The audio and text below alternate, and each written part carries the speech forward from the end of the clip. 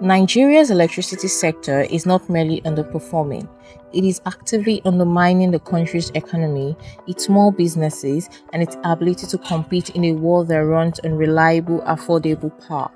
A national survey conducted by SBM Intelligence across 9 cities and 6 geopolitical zones, supplemented by granular energy demand data from Lekki Phase 1, paints a picture of a nation that relies on the grid delivering less than 8 hours of supply to more than half of its citizens. The cost of this failure is not abstract. It is paid daily by small business owners, the self-employed, and also to have no choice but to build a parallel energy economy of petrol and diesel generators. The raw numbers are sobering. Installed generation capacity stands at 13,014 megawatts, yet actual generation averages between 4,000 and 5,800 megawatts, a utilization rate below 40%. The all-time peak transmission record of 5,801 megawatts set in March 2025 translates to roughly 26 watts per person. For contrast, South Africa delivers approximately 35 watts per person, Egypt 117 watts, and Germany 120 watts. Nigeria's nominal electricity access rate of 61% marks the actual reality. Only 51% of households have working connections and 86.8 million Nigerians have no access at all. Regionally, the disparities are striking. The Southeast records the worst grid performance, with 64% of respondents in Onitsha receiving fewer than 4 hours of supply daily. The Enugu Electricity Distribution Company is rated very poor by 51% of customers in that zone. By contrast, Kano in the Northwest enjoys much better supply. 43% of respondents receive 12 to 20 hours, yet the Northwest also has the highest reliance on generators. This inversion of expectations is not accidental. It reflects differences in industrial load, population density, and DISCO management, not deliberate policy. But the effect on small businesses is consistent. Where the grid is weakest, the cost of doing business is highest. Nationally, 52.9% of respondents rate their DISCO as very poor or poor. Only 16.2% rate them as good or very good. The gap between promise and delivery is perhaps most visible in the tariff band system.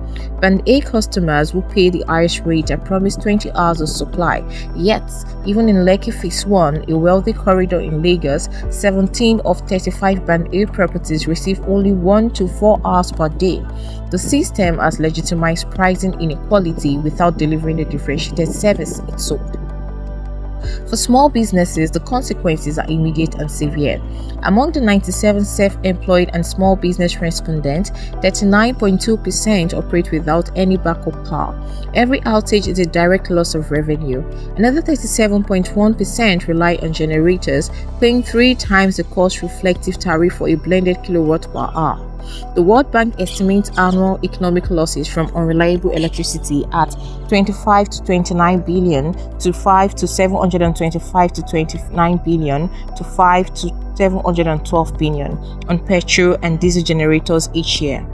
In Lekki Phase 1 alone, 225 surveyed properties spent approximately 472.5 million naira per month on energy, almost entirely on diesel. This is capital that does not build assets, pay taxes, or create jobs. Solar adoption is growing.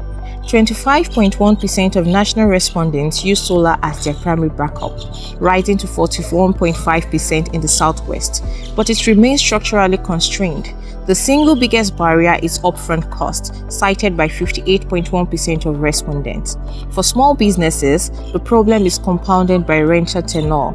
14.4% cannot install solar because they rent their premises and their landlords have no incentive to invest in a tenant's energy efficiency. The trust deficit in solar vendors is small, 3.7%, but real, reflecting a market that urgently needs regulation and consumer protection. The geopolitical implications are perhaps the most underreported dimension of this crisis. Nigeria is the largest economy in Africa, yet it is absent from the conversation about the continent's wave of industrialization. China's manufacturing migration is looking for destinations with reliable power.